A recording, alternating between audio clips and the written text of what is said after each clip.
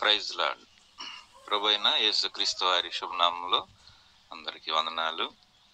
ప్రేమగల రక్షకుడు, మన హృదయాలకు కాపరి, ఆయన నిత్యము నడిపించేవాడు. ఆయన ప్రభువును బట్టి మనం ప్రభుని స్తుతించ బద్ధులమై ఉంటున్నాం.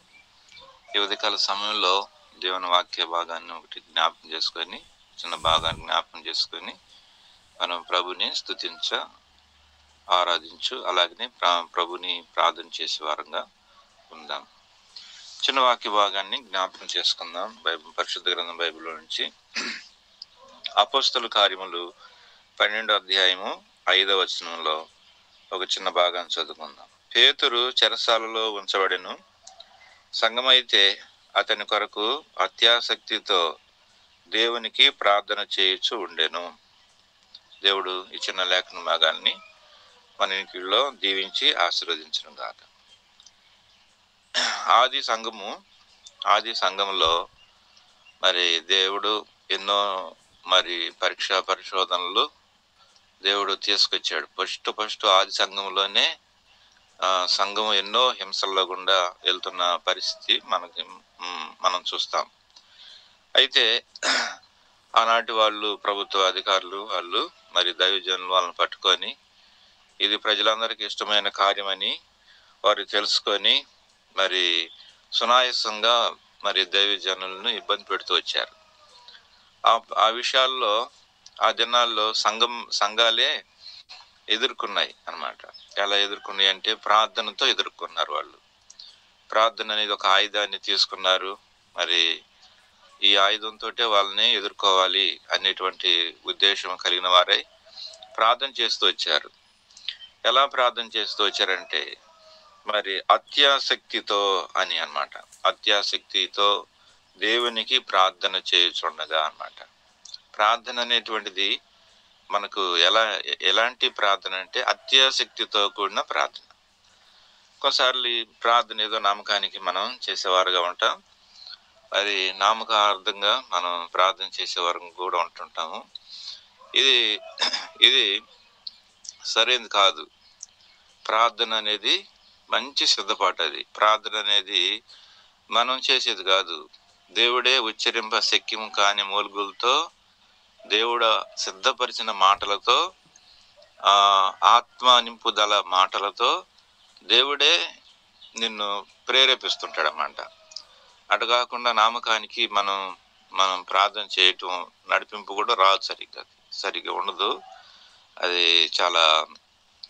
అది నిజంగా మనం చూస్తే అది మనల్ని పట్టించే ప్రార్థన అనొచ్చు అన్నమాట.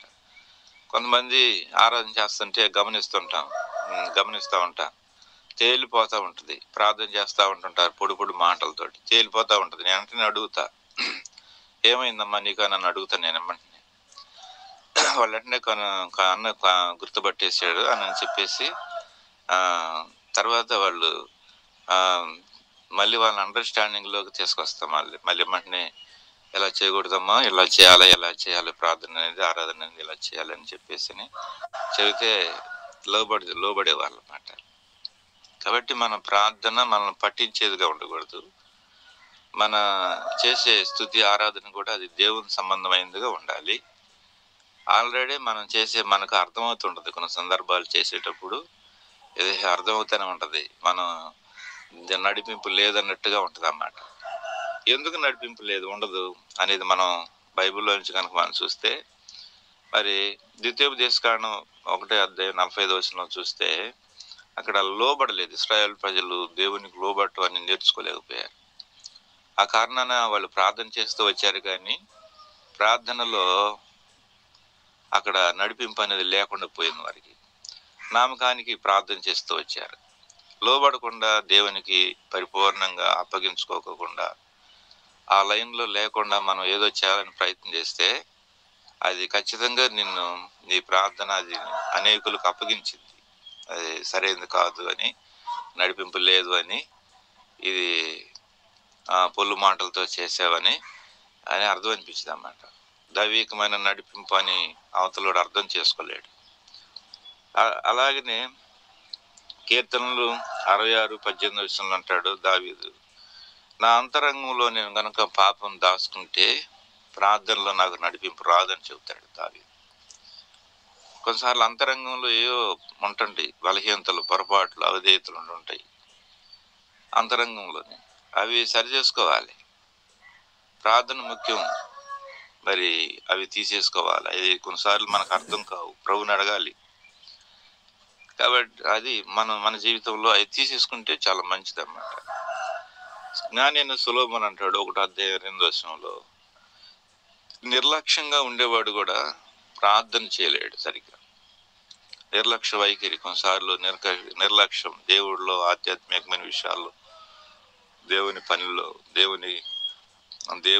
దేవుని యొక్క ఆ పరిచర్యల్లో నమ్మకంగా నిర్లక్ష్యంగా ఉంటారు కొంతమంది. నిర్లక్ష్య పనులు కూడా పని చేయలేరు సరిగా. ప్రార్థన అనేది, నడిపింపు అనేది ఉండదు అన్నమాట. సామెతలు అలాగే 28:9 అంటాడు, దేవుని వాక్యం వినకుండా త్రోసిపోయిచ్చే వాళ్ళ కూడా ప్రార్థన నడిపింపు అనేది సరిగ్గా రాదు. కొన్నిసార్లు దేవుని వాక్యం ఒకటి చదువుతుంటే వాళ్ళకు ఇంకొక ప్రవర్తన జీవితం ఉంటుంది. పరిశుద్ధ గ్రంథం యొక్క జీవితమే ఉండదు, ప్రవర్తన అనేది ఉండదు. అందువల్ల వాళ్ళ జీవితంలో ఏంటంటే దేవుని వాక్యానుసారమైన జీవితం లేదు కాబట్టి వాళ్ళు ప్రార్థన చేసినా కూడా అట్లే ఉంటది. ప్రార్థన అనేది దేవుని వాక్యాన్ని అనుసరించి ఉండాలి. చాలాసార్లు ప్రార్థన చేస్తుంటారు, ప్రార్థనలో దేవుని వాక్యాలు ఎత్తుపట్టుకోవాలి.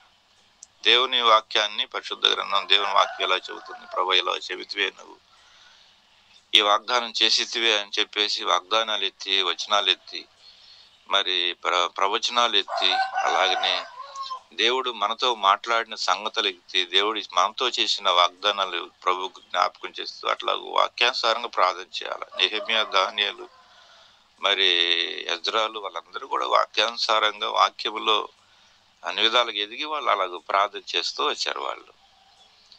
మరి మనం కూడా వాక్యాన్ని నిర్లక్ష్యం చేయకూడదు అన్నమాట. మరొకటి ఇంకో సంగతి ఏంటంటే, మరి మూర్ఖ స్వభావులు కూడా ప్రార్థన చేసిన దేవుడు ఆలకించడు. జకర్యా గ్రంథం 7:13 చూస్తుంది ఈ మాట గురించి. మరి మూర్ఖుగా ఉంటారు కొంతమంది, మూర్ఖంగా ఏది చెప్పినా కానీ మూర్ఖమే.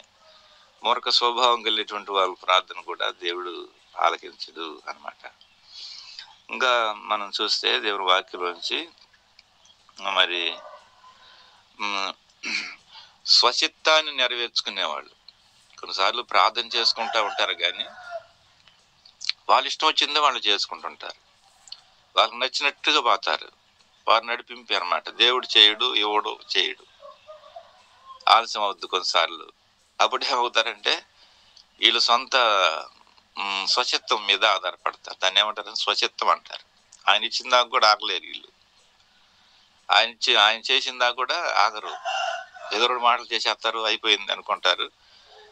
ఇక వాళ్ళే చేసేసుకుంటారు అన్ని. దేవుడు చేయకుండానే వాళ్ళే చేసేసుకుంటారు. ఎలాంటి వాళ్ళు ప్రార్థన దేవుడు ఆలకించడు. ప్రార్థన చేసేటప్పుడు చాలా మరి ఆసక్తి, అంటే అది లోతైన మాట, అది చాలా మరి లోతైన భావంతో కూడినట్టుగా పట్టుదల. ఒక మాటతో చెప్పాలంటే ఆసక్తి అంటే పట్టుదలతో అన్నమాట, పట్టుదలతో. కాబట్టి పేతురు సంఖ్యలతో బంధింపబడి చంపటానికి సిద్ధంగా ఉన్నటువంటి వ్యక్తి కోసము వాళ్ళు చేసే పరిస్థితి ఏమీ లేదు. ప్రార్థన అనేటువంటి ఆయుధాన్ని తీసుకున్నారు. ఎట్లన్నా కానీ మా దైవజనుడు బయటికి రావాలనేటువంటి ఉద్దేశంతో వారు నమ్మకంగా ప్రార్థన చేస్తూ వచ్చారు వాళ్ళు. ఆదికాండం 18 మనం చూస్తే ఒక మాట జ్ఞాపకం చేస్తాను. ఆదికాండం 18 32 అబ్రహాం ప్రార్థన చేస్తుంటాడు. ఇక్కడ 18 అతడు ప్రభు కోపపడిన ఎడల నేను ఇంకొక మారే మాట్లాడేదను, ఒకవేళ అక్కడ 10 మంది కనబడదుడేమో, అప్పుడు ఆయన ఆ 10 మందిని బట్టి నాశనం చేయకుందు అని నేను.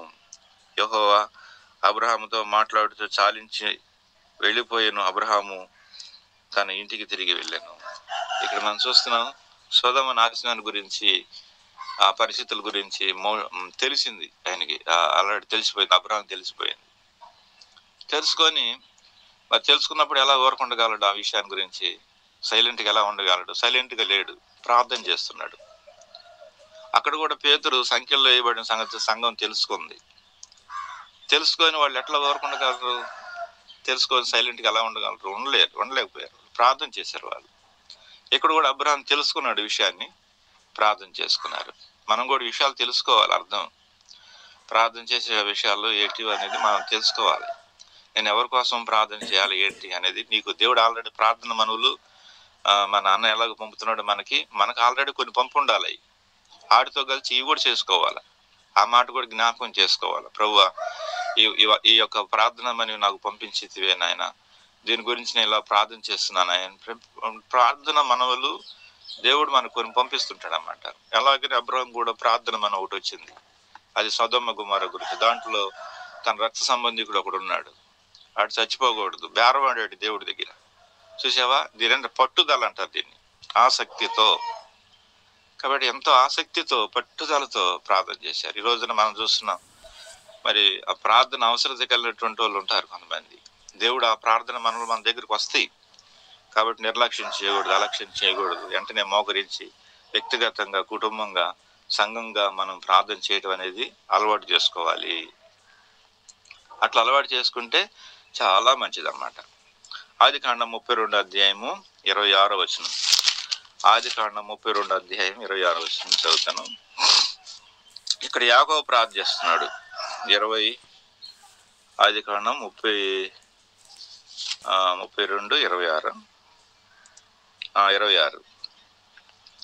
ఆయన తెల్లవారుచున్నది కనుక నన్ను పోనిమ్మని అడగగా, నీవు నన్ను ఆశీర్వదించితేగా నిన్ను పోనివ్వనన్నాను.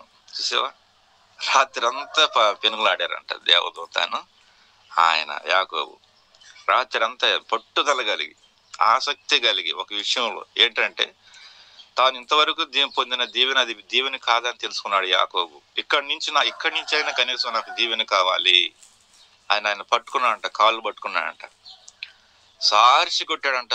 మరి తొడకేసి తొడగూడు కూడా వదిలి అవతలకి వెళ్ళిపోయిందంట. వెంటనే జారిపోయి కింద యేసుప్రభు ఆయన పాదాలు పట్టుకున్నాడు.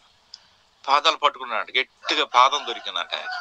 ఎందుకంటే యాకోబుకి పాదాలు పట్టుకోవటానికి అలవాటు ఆయనకి. ఒకసారి తల్లి గర్భం నుంచి బయటకు వచ్చేటప్పుడు కూడా తన అన్న పాదం పట్టుకొని వచ్చాడు బయటికి. ముందుగా నేను రావాలనేటువంటి ఉద్దేశం కలిగినటువంటి వాడు. ఆశీర్వాదం పొందే విషయంలో పట్టుదల కావాలి. మరి పట్టుదల లేకపోతే ఏముండదు. అదే తూతు మంత్రం మనం చేస్తే అది అయ్యే పని కాదు. కానీ తొడగూటి మీద కొట్టినా కానీ ఆ మాంతం జారిపోయి గట్టిగా పాదం దొరికింది. పట్టుకొని, నువ్వు నన్ను ఆశీర్వదిస్తేనే కానీ నన్ను మడి పట్టుకుంటే అడగపోతుంది. కబడ్డీ ఆటలో కూడా మడిని పట్టుకుంటారు. మడి పట్టుకుంటే ఇక కదిలే పని లేక ఏ వ్యక్తి అయినా సరే. యాకోబు కూడా మడిని పట్టుకున్నాడు, గట్టిగా పట్టుకున్నాడు. నీవు నన్ను దీవించు ప్రభువా, పట్టుదల అన్నమాట. తన కుటుంబం ఏం కాపోతుందో, తన భవిష్యత్తు ఏమైపోయిందో, తను ఎటుపోతున్నాడో మొత్తం అర్థమైపోయినాయి. ఎబ్బోకు రేవులో మొత్తం అర్థమైపోయి తన కోసం, తన కుటుంబం కోసం తను బాగు చేసుకోవాలంటే ఉద్దేశం అది వర్తమానం. అది ప్రార్థన మనం వచ్చేసింది ఆయన దగ్గరికి. కాబట్టి నా కుటుంబాన్ని నేను బాగు చేసుకోవాలి అన్న ఉద్దేశంతో యాకోబు ఆ రాత్రి ప్రభువుని వదిలిపెట్టలేదు. మనం కూడా వదిలిపెట్టకూడదు. పట్టుదల ఉండాలి. పట్టుదల లేకపోతే ఆ విషయంలో మనం ఆత్మీయంగా మనం ఏమీ చేయలేం, ఏమీ ఇవ్వలేం, ఏమీ పొందలేం. ప్రభు దగ్గర నుంచి ఏమీ పొందలేం. కొత్త నిబంధనలో కూడా ఒక స్త్రీ విషయంలో చూడొచ్చు పట్టుదల. ఎంత పట్టుదల అంటే ఆమె మత్తయి సువార్త 15వ అధ్యాయం 27వ వచనంలో మనం కనుక చూస్తే ఎంత పట్టుదల అంటే అసలుకి చూడండి. ఒక స్త్రీ 15వ అధ్యాయం 27వ వచనంలో మనం చదువుకుంటాం. 15వ అధ్యాయము 27వ వచనం చదువుతాం. అందుకు ఆమె, నిజమే ప్రభువా, కుక్క పిల్లలు తమ యజమానుడు బల్ల మీద పడు ముక్కలు తిను కదా. అందుకు యేసు, అమ్మా నీ విశ్వాసం గొప్పది, నువ్వు కోరినట్టు అవునుగా కానంటాడు. ఇక్కడ జరిగిన సందర్భం ఏంటంటే, బాలికు ఆరోగ్యం, తన కుమార్తెకు ఆరోగ్యం లేదు. ఆమె చాలా బాధపడుతుంది. దయ్యం పట్టింది ఆమెకి. ఎన్నో పరిస్థితులు ఆమెకి ఆ స్థితిని ఆమె చూడలేకపోయింది. తన కుమార్తె యొక్క స్థితి తను చూడలేకపోయింది. ఈ విషయం గురించి చాలా రోజులు పిచ్చి బాధపడుతుంది. సమయం వచ్చింది, యేసు ప్రభువు దొరికాడు ఆయనకి. ఆమెకు ఈయనలో తప్ప ఇంకెక్కడ లేదని చెప్పేసింది. పరిగెత్తుకుంటూ వచ్చింది. ఇప్పుడు మరి వెనుకెడుతబడింది, కేకలేసింది, అయ్యో అయ్యో అని కేకలేసింది.